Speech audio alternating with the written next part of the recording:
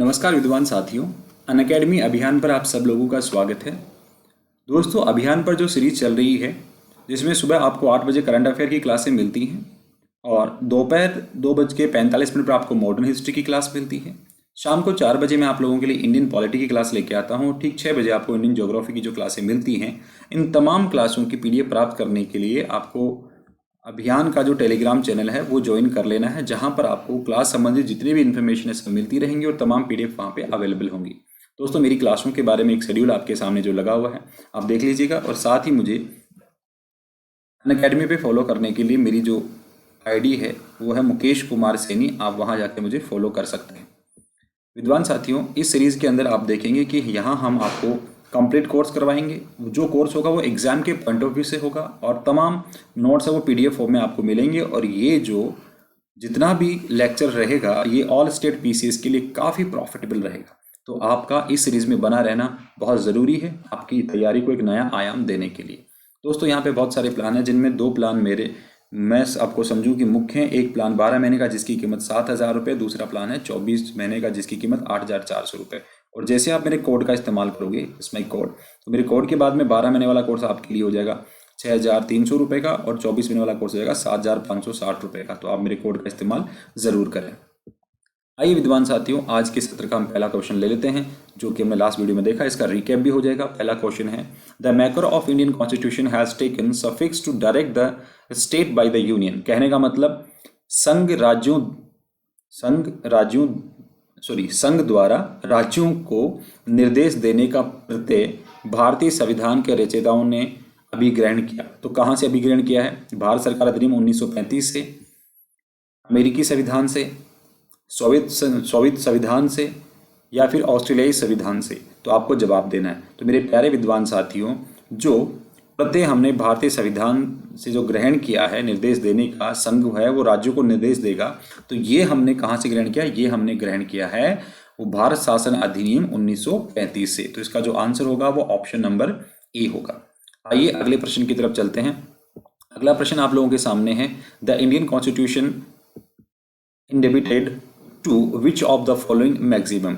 भारतीय संविधान इनमें से किसका सर्वाधिक ऋणी है? कहने का मतलब भारतीय संविधान पर सबसे ज्यादा प्रभाव किसका आपको दिखाई देता है? तो पहला जो ऑप्शन है वो है स्विट्जरलैंड के संविधान का, दूसरा ऑप्शन है संयुक्त राज्य अमेरिका के संविधान का, तीसरा ऑप्शन है भारत शासन अधिनियम 1935 का, और चौथे नंबर पर कनाडा के संविधान का। तो मेरे प्यारे बच्चों, आप सब जानते हो कि ये हम जानते हैं कि भारत शासन अधिनियम 1935 लगभग, याद रखना, लगभग 40% भाग हमने भारत शासन अधिनियम 1935 से लिया है, जिसमें मुख्य रूप से हम देखेंगे कि जो अखिल भारतीय संघ है उसकी बात हो रही है, जिसमें हम ये देखेंगे कि जो स्वतंत्र और अखंड न्याय है उसकी बात होती है, प्रांतीय और केंद्रीय जो विकेंद्रीकरण उनकी बात होती है, केंद्र में द्वैध शासन की व्यवस्था, ये तमाम यहाँ से लिए। तो सबसे ज़्यादा प्रभाव आपको कहाँ पे दिखाई देगा? आपको प्रभाव दिखाई देगा 1935 के भारत शासन अधिनियम का।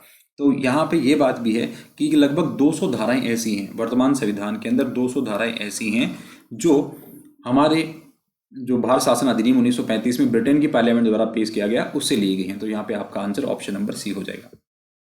अगला प्रश्न देखिएगा। अगला प्रश्न आप लोगों के सामने है कि भारत की संघात्मक व्यवस्था में 3 सूचियों में शक्तियां विभाजित की गई हैं। भारत की संघात्मक व्यवस्था में 3 सूचियों में जो शक्तियां विभाजित की गई हैं उनके बारे में आपको बताना है कि वो सूचियां कहाँ से ली। मतलब the provision of division of power in 3 leads in the federal system of India has been drawn. तो भारत ने वो कहाँ से लिए? मतलब कहने का मतलब जो संघ सूची, समवर्ती सूची, ये जो विषय हमने लिए हैं, ये कंसेप्ट हमने कहाँ से लिया है आपको ये पता होना चाहिए। तो देखिए मेरे प्यारे विद्वान साथियों, ये जो सूचियों का विषय है ये हमने लिया है, ध्यान रखना, गवर्नमेंट इंडिया एक्ट 1935 से। क्योंकि यहाँ पे आप देखोगे आपको सबसे पहले समझ में आएगा कि यहाँ पे विषयों का बंटवारा होता है। विषयों का बंटवारा आप देखोगे तो विषयों का बंटवारा कैसे देखते हो? हमने 3 भागों में इसको बांटते हुए देखा था। एक क्या कहा था कि जो संघ सूची, दूसरा क्या हमने क्या कहा था, राज्य सूची, और तीसरा क्या था, समवर्ती सूची।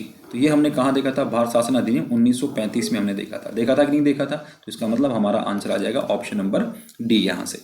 आइएगा अगले प्रश्न की तरफ चलते हैं। अगला प्रश्न देखिएगा, भारत का संविधान सबसे लंबा हो गया है, क्यों हो गया है? तो यहाँ कारण और कथन लिखे हैं, आपको ध्यान रखना है।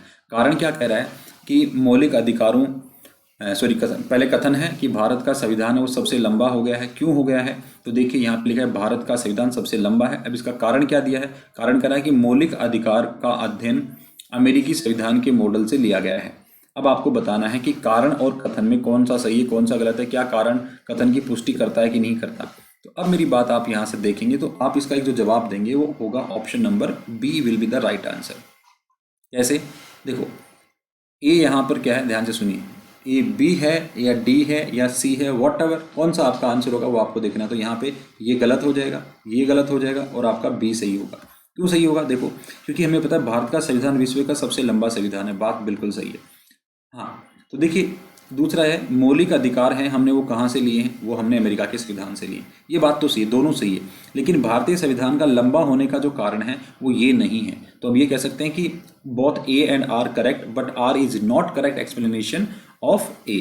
तो हमारा जो आंसर होगा वो ऑप्शन नंबर बी हो जाएगा, क्योंकि भारत के संविधान का जो विस्तृत इतना बड़ा होने का रीज़न केवल ये नहीं है कि हमने मौलिक अधिकार जो अमेरिका के मॉडल से लिए, ऐसा कुछ नहीं है। क्योंकि हम देखते हैं भारत शासन अधिनियम का प्रभाव है, हमने बहुत से देशों से अलग अलग चीज़ें ग्रहण की हैं, उनसे प्रेरणा ली है, तो इस वजह से लंबा हुआ है। हमने व्याख्यात्मक रूप से चीज़ों को समझाने की कोशिश की, हमने मतलब हमारे संविधान निर्माताओं ने।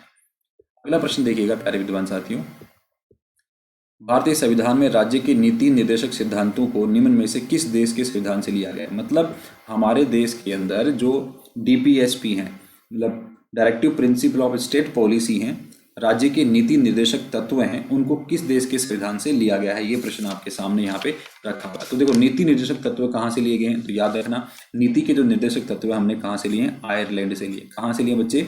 आयरलैंड से लिए हैं। तो आपका जो आंसर है वो ऑप्शन नंबर सी यहाँ पर होगा। अगले प्रश्न की तरफ बढ़ते हैं। तो अगला प्रश्न देखिएगा, संविधान में समवर्ती सूची की अवधारणा कहाँ से ग्रहण की गई? जो हमारे संविधान के अंदर हम बात करते हैं समवर्ती सूची की है, वो अवधारणा हमने कहाँ से ग्रहण की? तो देखिए समवर्ती सूची की जो अवधारणा है तो वो देखिए हमने जो ग्रहण की वो कहाँ से की है? तो याद रखना समवर्ती सूची हमने, समवर्ती जो सूची है कहने का मतलब जो कॉन्करेंट लिस्ट है वो हमने कहाँ से ली है? ऑस्ट्रेलिया के संविधान से ली। कहाँ से लिए बच्चे? ऑस्ट्रेलिया के संविधान से लिए। तो option number D will be the right answer here. Okay अगला प्रश्न देखिएगा, अगला प्रश्न आप लोगों के सामने है कि राज्यसभा में ध्यान से सुनिएगा, राज्यसभा के गठन में प्रतिभा, अनुभव एवं सेवा प्रतिनिधित्व देने में भारतीय संविधान निर्माता किससे प्रभावित हुए थे? कि आज हमारी जो राज्यसभा उसमें देखते हैं कि जो सदस्य मनोनीत किए जाते हैं तो उनको हम मनोनीत करते हैं जिससे प्रतिभा हो, अनुभवशील व्यक्ति हो, तो ऐसे लोगों को हम प्रतिनिधित्व देते हैं संविधान के अंदर, हमारी राज्यसभा के अंदर। तो संविधान निर्माताओं ने ये परिप्रेक्ष्य ये कहाँ से देखा था? तो याद रखना कि जो राज्यसभा में सदस्यों को मनोनीत करने की जो बात हमने सीखी है कि राज्यसभा के अंदर जो सदस्य आएंगे वो हमने आयरिश कॉन्स्टिट्यूशन से ली है, आयरिश रिपब्लिक से ली है। याद रखने वाली बात है कि जो सदस्यों का मनोनयन होता है वो कहाँ से है? आयरिश संविधान से प्रेरणा हमको मिली है। अगला प्रश्न देखिएगा प्यारे विद्वान साथियों कि भारतीय संविधान में सन्निहित मूल अधिकारों की अवधारणा किस देश से ग्रहण की गई है? तो आपका प्रश्न देखिएगा, ध्यान से सुनिएगा इसके बारे में। प्रश्न क्या कह रहा है थोड़ा सा समझिएगा, ज़्यादा हमें इतना पैथेटिक नहीं होना, सिंपल चीज़ें हैं कि भारतीय संविधान में जो हम मूल अधिकारों की अवधारणा देखते हैं, जो फंडामेंटल राइट का जो कंसेप्ट देखते हैं, the concept of fundamental right has been taken from the constitution of which country? किस देश के संविधान से हमने ये जो फंडामेंटल राइट की अवधारणा ली है? बड़ा ही सिंपल क्वेश्चन है, बहुत ही सिंपल सा क्वेश्चन है। आपको पता होगा कि हमारे देश के अंदर जो हमने फंडामेंटल राइट की बात की है ये हमने यूनाइटेड स्टेट ऑफ अमेरिका से ली है, बिल ऑफ राइट से हमने लिए जो यूनाइटेड स्टेट ऑफ अमेरिका का है। तो option number C will be the right answer here. अगला प्रश्न देखिएगा प्यारे विद्वान साथियों, राष्ट्रपति के निर्वाचन के लिए निर्वाचक मंडल की व्यवस्था की गई है। तो ये निर्वाचक मंडल की व्यवस्था है ये कहाँ से ली गई है ये आपको देखना है। क्वेश्चन कह रहा है the method of electoral college for presidential election has been taken from? तो भारतीय संविधान में जो राष्ट्रपति के निर्वाचन के लिए जो निर्वाचक मंडल बनेगा उसकी व्यवस्था हमने कहाँ से ली है ये आपको थोड़ा सा ध्यान रखना है। तो देखिए प्यारे बच्चों, इसका जो राइट आंसर होगा कि हमने राष्ट्रपति के निर्वाचन के लिए जो निर्वाचक मंडल बनेगा उसकी व्यवस्था कहाँ से ली है? हमने ली है आयरलैंड के संविधान से। कहाँ से लिए बच्चे? आयरलैंड के संविधान से। तो मैं उम्मीद करता हूँ ये बात आप लोगों को समझ में आई होगी। ठीक है, अगले प्रश्न की तरफ चलते हैं। तो अगला प्रश्न देखिएगा, निम्नलिखित में से किस देश के संविधान से देखो भारत की संघात्मक व्यवस्था निम्नलिखित में से किस देश के संविधान से प्रभावित है? मतलब the concept of federation in India is based on which country. आपके सामने जो बातें लिखी हैं उस पर ध्यान दीजिएगा कि concept of federation in India has is based on which country. Bharat की संघात्मक व्यवस्था निम्नलिखित में से किस देश के संविधान से प्रभावित है। देखिए, संघात्मक जो व्यवस्था है वो याद रखना किससे प्रभावित है, कनाडा से प्रभावित है। तो option number A will be the right answer, क्योंकि भारतीय संघात्मक प्रणाली में अनेक प्रावधान हैं वो कनाडा के संविधान से प्रभावित हैं, जैसे संघ और राज्य सूचियों में शक्तियों का विभाजन, अविष्ट शक्तियां और केंद्र के द्वारा राज्यों को दिए जाने वाले निर्देश अर्थात सबल केंद्र जैसे प्रावधान हमने कनाडा के संविधान से लिए हैं। ये बात आपको क्लियर कट पता होना चाहिए। इसलिए हम कह सकते हैं कि भारत की जो संघात्मक व्यवस्था है वो प्रभावित कहाँ से, कनाडा के संविधान से। अगला प्रश्न आप देखेंगे तो आप जान पाएंगे। अगला प्रश्न देखिएगा, the system of judiciary review existing. तो हम न्यायिक पुनरावलोकन की व्यवस्था देखते हैं कि हमारे संविधान के अंदर जो न्यायिक पुनरावलोकन की व्यवस्था है वो हमने कहाँ से ली है। तो देखिए, न्यायिक पुनरावलोकन की जो व्यवस्था है वो हमने ली है, ध्यान से सुनना, जुडिशरी रिव्यू की जो बात जब भी की जाएगी, जब भी जुडिशरी रिव्यू की बात की जाएगी तो आपका ध्यान होना चाहिए कि हम ये बात कहाँ से लेंगे। तो देखो, जुडिशरी रिव्यू हमने ली है, याद रखना वो है हमारा option number D, USA. Bharat और यूएसए दोनों से। देखो, भारत और यूएसए दोनों से क्यों लिए कि न्यायिक पुनरावलोकन व्यवस्था में भारत और यूएसए दोनों समानता रखते हैं। कैसे कि न्यायिक पुनरावलोकन के अंतर्गत न्यायालय को शक्ति दी गई है कि उसके द्वारा जिसके द्वारा वे विधानमंडल के कानूनों और कार्यपालिका के आदेशों की जांच कर सकते हैं, और यदि ये कानून अथवा आदेश संविधान के विरुद्ध हैं तो उनको असंवैधानिक और अवैध घोषित किया जा सकता है। भारतीय संविधान द्वारा उच्चतम न्यायालय को अनुच्छेद 13, अनुच्छेद 32, अनुच्छेद 136, अनुच्छेद 226, अनुच्छेद 227 ये है पुनर्लोकन की प्रक्रिया के लिए पावर ये देता है। तो आपका जो आंसर होगा इसका आंसर ऑप्शन नंबर डी होगा। ये दो याद रखना, इंडिया एंड यूएसए, यहाँ पे हमें देखने को मिलता है। The system of judiciary review exist in, ये नहीं पूछा कहाँ से लिए थे, ये कह रहा कहाँ देखने को मिलती है, हमें न्यायिक पुनरावलोकन की व्यवस्था कहाँ देखने को मिलती है। तो हमें भारत में देखने को मिलती है, और भारत ने प्रेरणा कहाँ से ली, यूएसए से प्रेरणा ली, याद रखना। अगर ये प्रश्न ऐसा होता प्रेरणा कहाँ से ली, तब आपका जवाब होना चाहिए यूएसए से। अगला प्रश्न देखिएगा प्यारे विद्वान साथियों, emergency power of the president in India, Indian constitution has been taken from. भारतीय संविधान के अधीन राष्ट्रपति को आपातकाल शक्तियों को ग्रहण किया गया है कि राष्ट्रपति के पास जो इमरजेंसी की पावर हैं वो हमने कहाँ से ली है। ये प्रश्न आप देखिएगा कि राष्ट्रपति के पास जो हम पावर देखते हैं आपातकाल की इमरजेंसी पावर है वो हमने कहाँ से ली। तो याद रखना वो जर्मनी के जो विल्मियर संविधान है, जर्मनी का जो वाइमर कॉन्स्टिट्यूशन है उससे हमने ली है। तो option number D will be the right answer. याद रखना, जर्मनी के वाइमर सिद्धांत से हमने ये लिया है। पक्का ये बात क्लियर हो गई आप लोगों के लिए? ओके, अगला प्रश्न देखिएगा। अगला प्रश्न क्या, ध्यान से सुनिएगा कि संविधान में मौलिक कर्तव्यों का विचार है।